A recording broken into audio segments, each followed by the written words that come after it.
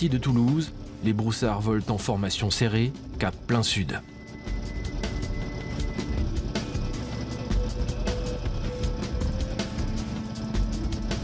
Pendant la guerre d'Algérie, ces coucous sillonnaient le ciel des Aurès. Aujourd'hui, dans la carlingue, ni mitrailleurs, ni paras. Simplement des aviateurs qui ont rendez-vous avec des enfants.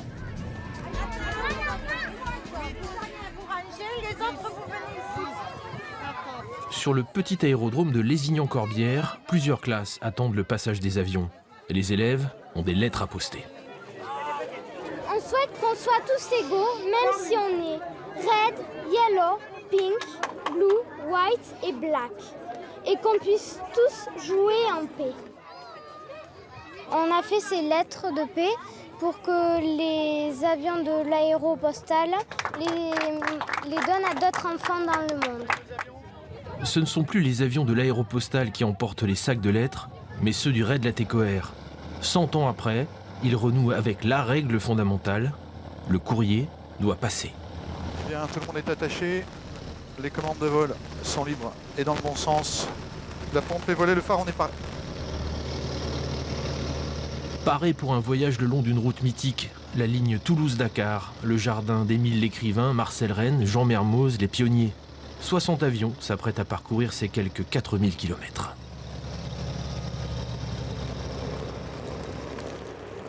Ce matin, les équipages du raid se sont rassemblés sur le tarmac de Perpignan. Au milieu des hélices, le nom de l'un d'entre eux résonne particulièrement. Premier vol officiel du raid, donc c'est-à-dire qu'on va voler de Perpignan à Sabadell. On décolle à 9h locale. Alban sera commandant de bord à gauche. Je serai son instructeur à droite. Copilote. Copilote. Ouais, copilote. Pas instructeur. Et... Ah ouais, copilote alors. Pas instructeur. Copilote. Et on en aura pour combien de temps de vol? À peu près 45 minutes. Ouais, 40-45 minutes. Le lieutenant-colonel Hervé de Saint-Exupéry a remisé ses galons pour suivre sa fille Alban sur le raid. Il est pilote de chasse, elle veut devenir pilote de ligne. Les Syntex sont ça dans le sang. Leur appareil est leader du premier groupe qui va s'élancer sur l'Espagne. À droite et vous arrivez directement au seuil 33. Quand on est tous étalés dans l'espace, ça veut dire que tout le monde ne pourra pas écouter ce que dit le leader. Donc ceux qui sont dans le premier tiers, voire au milieu, répercutent après les infos à ceux qui sont derrière. C'est un vol très court pour se mettre en jambe. C'est bon? C'est bon. Fly safe. Le soleil monte lentement sur la Méditerranée. Les avions du raid passent au large des côtes pour contourner les Pyrénées avant de plonger sur Barcelone. Pour certains, un vol sans histoire, pour d'autres, un vol historique. On est actuellement à 1400 pieds, à 156 nœuds, et tout est dans l'air. C'est la première fois depuis Antoine que la famille Syntex suit le trajet de l'aéropostale. Donc la première fois depuis 100 ans que des Saint-Exupéry réempruntent la ligne aéropostale depuis Antoine de Saint-Exupéry. À l'approche du terrain, exit l'émotion, place à la concentration.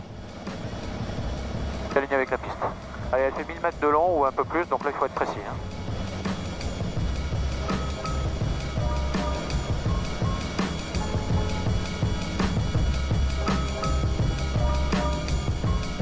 Le 25 décembre 1918, le capitaine d'industrie Pierre-Georges Latécoère et son pilote, René Cornemont, ne sont pas précis mais courageux en ralliant Barcelone depuis Toulouse à bord de leur Salmson 2A2.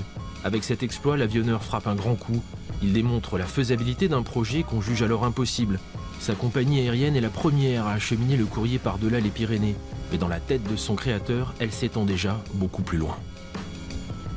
Au moment où il lance la ligne, il se préoccupe de rallier surtout le Maroc. Et pourquoi le Maroc?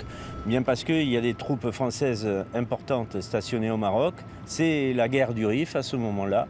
Et on écrit beaucoup. Les familles écrivent à leurs fils qui combattent et les soldats écrivent à leurs parents.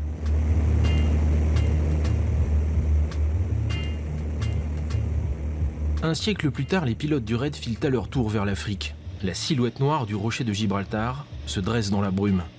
En face, à seulement 14 km, les côtes marocaines apparaissent à l'horizon. Pour la plupart des équipages, franchir le détroit, c'est plonger dans l'inconnu. Le raid prend une nouvelle dimension. Pape, sur les traces d'Antoine. C'est un très très fort symbole pour moi. Parce que ce sera des souvenirs magnifiques, une entrée dans une belle famille, des paysages magnifiques. Et puis faire ça avec mon père, c'est très fort de sens. High five. On va au-dessus de l'Afrique. Il y a presque 100 ans, Antoine et ses copains de l'aéropostale, ils découvraient un nouveau territoire. C'était des héros, quoi. C'était des anges tombés du ciel. Les gens les regardaient, les locaux les regardaient avec des grands yeux. Ils disaient, mais qu'est-ce que tu fais, toi, t'es pas un peu cinglé de casse-cou, de voler comme ça dans des conditions terribles et d'aller à l'autre bout du monde? Après avoir passé Casablanca puis Marrakech, le raid met le cap sur Essaouira, à 1700 km de Toulouse. Nous sommes à Ariad, un douar perdu dans la campagne, à 40 minutes de route d'Essaouira. Au bout de la piste, quelques maisons et une école. Hervé Bérardi, le patron du raid, y est attendu pour la visiter. Là, des bénévoles de l'association Afoulki mettent la dernière main à la rénovation de plusieurs salles de classe. Une opération soutenue par le raid qui a versé 10 000 € à l'association. Pour rénover entièrement une école, et notamment construire des toilettes et sanitaires, voire même parfois un mur de clôture, il faut compter à peu près 15 000 €. Donc ça donne une idée de l'importance d'une telle somme. Des écoles comme celle d'Ariad, il en existe des dizaines dans la région. Des préfabriqués construits dans les années 80 et que le gouvernement peine à entretenir. Ici, pas de transport en commun. L'école est loin de la route. Les élèves font 4-5 km à pied pour venir en classe. Bref, il faut être motivé pour porter son cartable. L'action de l'association est très importante parce qu'elle permet de faire venir les enfants à l'école. La remise en état des bâtiments et des salles de classe a un rôle très important pour les élèves. Ça leur fait aimer l'école. Ces préoccupations plus terre-à-terre sont dans l'ADN du raid. Chaque pilote inscrit doit récolter des fonds, 1 000 € destinés au financement d'actions solidaires. Le raid de la TQR, ce n'est pas un voyage, c'est un projet. Chaque participant du raid s'engage à soutenir le projet raid de la TQR Aéropostale. Le projet raid de la TQR Aéropostale, c'est quoi? C'est un projet historique, c'est un projet culturel, c'est un projet solidaire qui est respectueux de l'environnement et qui a pour objectif l'inscription de la ligne au patrimoine culturel de l'UNESCO. Grâce à cet engagement, Hervé Bérardi vient de décrocher le haut patronage de l'UNESCO, une première étape sur un chemin difficile, sauvegarder un patrimoine commun à plus d'une dizaine de pays. Mais le raid ne raconte pas simplement l'histoire de la ligne, parfois il l'écrit. Tarfaya, à 500 km au sud d'Essaouira. La ville, rongée par le désert et bordée par l'Atlantique, c'est l'escale mythique de l'aéropostale. Ici, pas de tarmac, mais comme autrefois, une piste de sable où tous les avions du raid se sont rassemblés.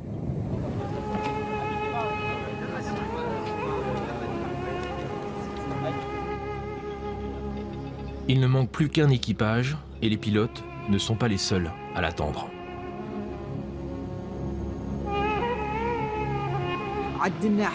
Si Tarfaya est devenu un chef-lieu important, c'est grâce à l'arrivée des aviateurs.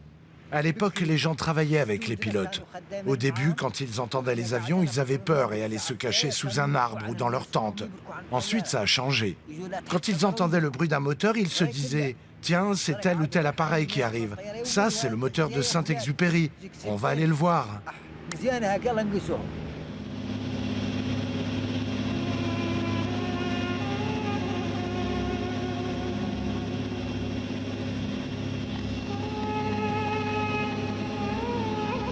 Et Tarfaya du dispositif passage dans 1 minute. Hervé et Alban de Saint-Exupéry, escortés par 2 équipages de l'armée de l'air française qui suivent le raid, débouchent dans le ciel. Ils effectuent plusieurs passages au-dessus de la piste avant de se présenter pour l'atterrissage.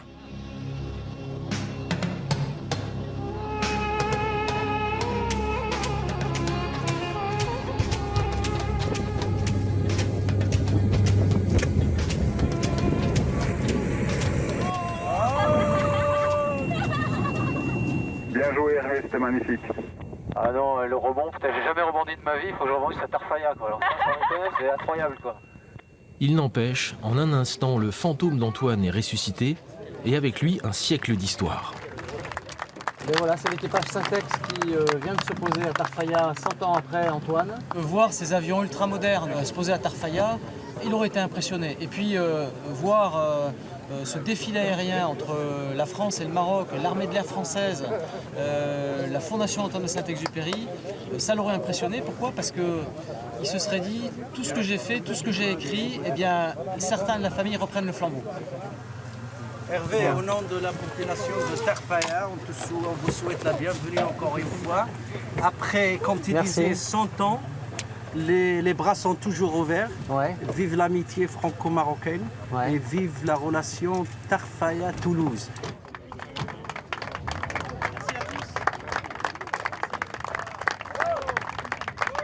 Saint-Exupéry, l'écrivain, est né ici à Tarfaya, on dit, entre désert et mer. Le Petit Prince est né sur une dune, donc c'est ici à Cap Joli une autre fois. Nous pensons que c'est cette histoire de l'aéropostale, de la ligne qui nous relie avec l'international.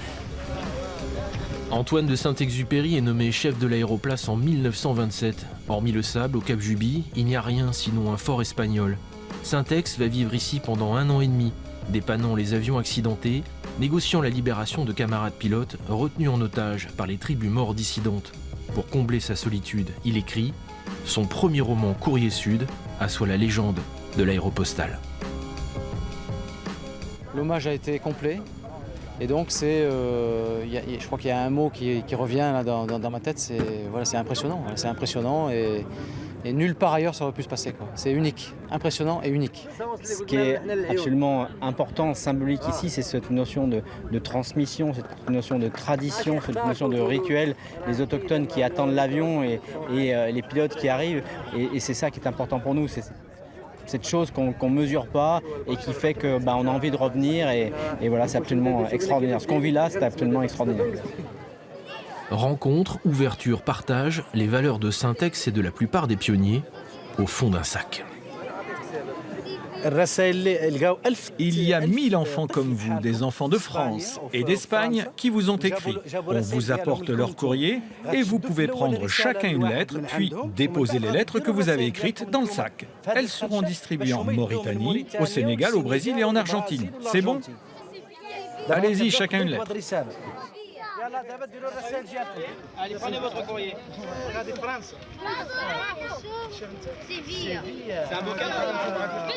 Le courrier est passé, les pilotes rentrent au campement. Ce soir, bivouac au bord de l'océan. La nuit sera courte. Demain, ils ont rendez-vous avec la Mauritanie.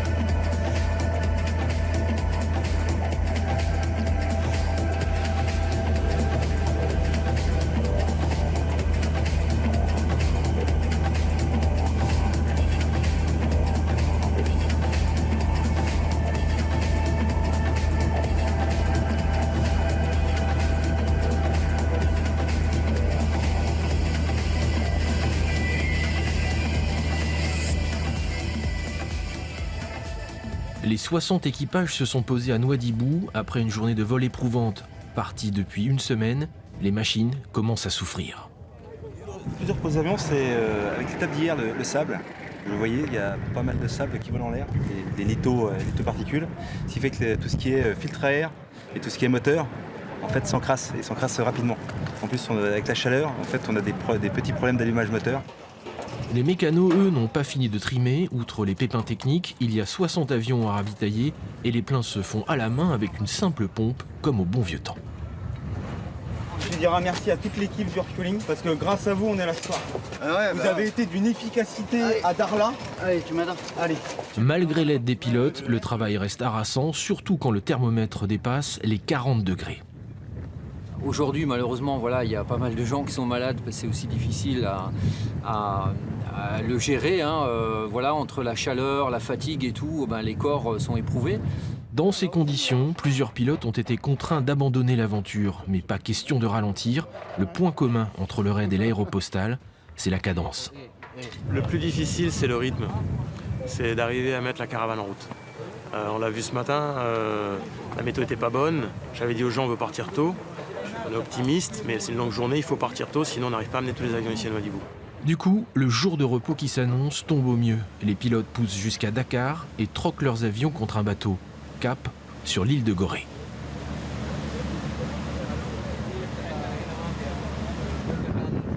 Ancienne plaque tournante du commerce des esclaves, Gorée est devenue un haut lieu de tourisme et de mémoire. Nous avons rendez-vous dans l'une des ruelles qui serpente vers le port. Bienvenue à la maison des enfants Cœur Radija. La cour intérieure, c'est le rendez-vous des gamins. Ici, au programme, du soutien scolaire. Pas parce que les élèves sont en difficulté. Le problème à Gorée, c'est la scolarisation des enfants. Les parents goréens sont occupés à courir derrière les touristes pour gagner de l'argent tous les jours. Toute la journée, c'est leur occupation. Donc, ils oublient les enfants. Les enfants restent le seul maître. Ils sont sur la plage, ils sont sur la rue, au terrain de football. C'est là où ils passent la journée. Et là, ça impacte sur le résultat des études des enfants. Aujourd'hui, Cœur Radija est devenu pour les enfants une extension naturelle de la classe et de la cour de récré. Il y a nos maîtres qui nous accompagnent après l'école. Et quand on vient ici, on revise ce qu'on a appris. Est-ce qu'on a bien appris ça? On revise ici et puis on repart chez nous. La maison est uniquement financée par la location de chambres d'hôtes aux touristes. Un budget serré qui a conduit le raid Latécoère à soutenir l'association. J'ai mangé le dame. On va découvrir la bibliothèque qui a été entièrement financée par le RAID et en même temps qui sert de salle de cinéma. Avec les nouvelles technologies, les enfants ont tendance à ne pas lire. Mais bon, là, on les incite à la lecture. Et donc, c'est important aussi qu'on ait une bibliothèque. Il y a les bandes dessinées, il y a les documentaires, il y a la littérature, tout. Tout pour favoriser l'accès au savoir et à l'éducation des enfants. Les avions, ça va, ça vient, mais dans leur sillage, il doit rester quelque chose. Année après année, l'ambition du raid, c'est agir sur le long terme, dans chaque escale de la ligne. Les avions parcourent l'immense plage qui sépare Dakar de Saint-Louis du Sénégal en un peu plus d'1 heure. C'est ici, sur le fleuve, que le 12 mai 1930, Jean Mermoz a décollé pour effectuer la première traversée postale de l'Atlantique Sud à destination de Natal, au Brésil. Depuis, Saint-Louis est devenu un lieu de pèlerinage pour les pilotes et comme tous les lieux saints, il a son sanctuaire. C'est un endroit important, l'hôtel de la Poste de Saint-Louis du Sénégal, parce qu'il est entièrement préservé et sensiblement dans l'état où il était dans les années 20 quand les premiers pilotes des lignes Latécoère l'ont fréquenté. C'est-à-dire dès l'ouverture de la ligne Casablanca-Dakar, où forcément il y avait des escales, et parmi celles-ci, Saint-Louis du Sénégal. Saint-Louis, c'est pour les participants au raid le bout de la ligne.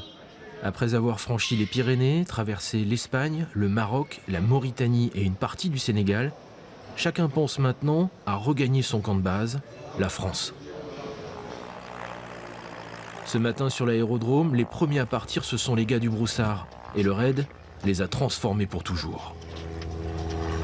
Pour moi, c'est une occasion rêvée de vivre ce trajet sous une forme différente de ce que j'ai déjà connu. Je l'ai pratiqué moult fois avec des avions de ligne et je ne l'avais jamais pratiqué sous une forme qui nous rapproche un peu de nos pilotes pionniers du début du XXe siècle. Sur la ligne, au-dessus du désert, avec l'océan à droite, le désert à gauche, voilà, on a rendez-vous avec soi-même. Il est 16, top décollage. Donc on fait gaffe à la puissance. C'est parti. Parti pour une longue journée qui doit les emmener jusqu'à Darla, à 1700 km au nord. 2 escales et plus de 7 heures de vol, pendant lesquelles l'équipage va se relayer aux commandes, sous le regard bienveillant de son ange gardien. Petit Prince, en fait, on me l'a offert il y a quelques années. Et puis je le laissais chez moi avec mes maquettes d'avion. Et comme là, j'ai su que j'allais faire le raid Latécoère, aller sur les traces en fait d'Antoine de Saint-Exupéry. Et ben, j'ai décidé de le prendre avec moi en fait pour qu'il me porte chance aussi. Voilà, on a toujours un petit côté un peu superstitieux, mais voilà. Le Broussard file à 80 nœuds, environ 150 km/h. Des performances plus ou moins similaires aux avions de l'Aéropostale. Et la ressemblance ne s'arrête pas là. On est allé jusqu'à Dakar, on remonte des lettres maintenant des Africains jusqu'en France et on a 2 salles postaux derrière nous. Faut surtout pas l'oublier, quoi. On est parti pour ça. Et l'échange va continuer avec les classes. Quand on va arriver en France, ça va être redistribué, il y aura tout un travail dessus. Et c'est super. On a le temps dans l'avion, on pioche des lettres, on les lit. Il y a des lettres qui nous sont destinées, c'est marrant, alors qu'on ne savait pas. Et à fond dans le geste de mémoire pour la ligne Latécoère pour se porter ce courrier. Parce que c'est pour pilote, on leur disait mais qu'est-ce que vous risquez votre peau avec vous transporter du papier. C'est Saint-Exupéry qui avait dit lui-même la grandeur d'un métier c'est peut-être avant tout d'unir des hommes. Le but du jeu c'était pas de transporter du papier, c'était d'unir des hommes.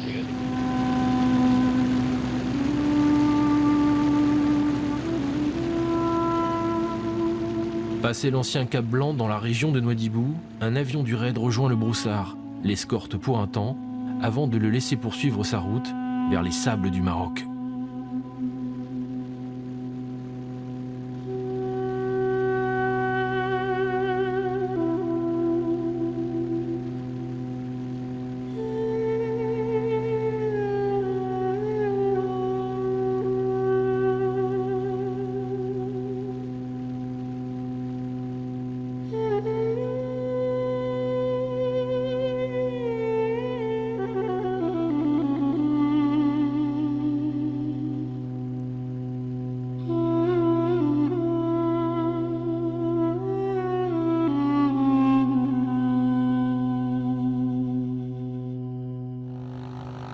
À Saint-Louis, tous les équipages ont rejoint le tarmac. Avant de quitter le Sénégal, ils ont un dernier rendez-vous avec les enfants de la ville.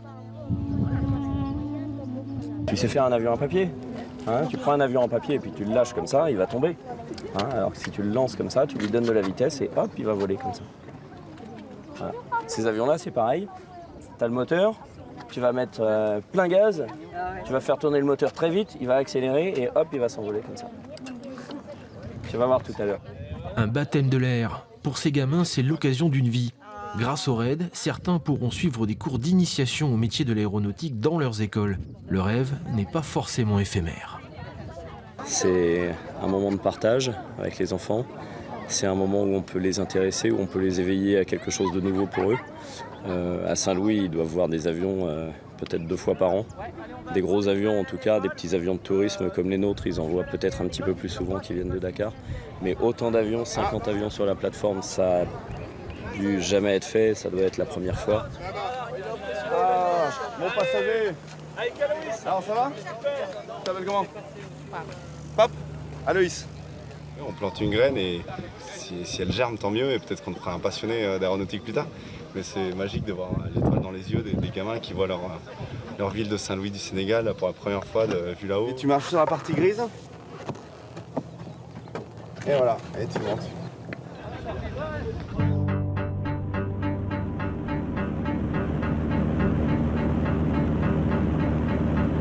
Milieu vent arrière. Tu veux faire le décollage? Ok. On va attendre qu'il y ait 70 écrit. Quand je te dirai, tu vas tirer. Mais pas super fort.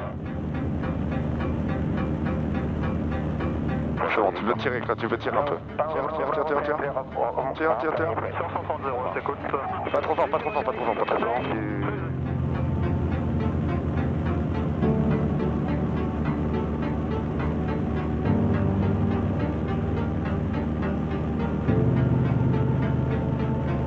Tourne à droite. Voilà, un peu plus. Voilà, comme ça. Nickel.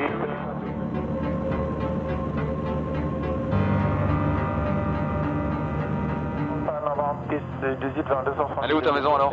Elle est là-bas. Elle est là-bas, tu la vois? Voilà. On dégage et on appelle 730 Scout. En survolant sa ville, Pape n'est pas le seul à contempler un nouvel horizon. Au fil des escales, les pilotes sont devenus des passeurs, mais ils apprennent autant qu'ils transmettent. C'est peut-être la grande réussite du raid Latécoère Aéropostale, un long vol dont chacun peut sortir grandi.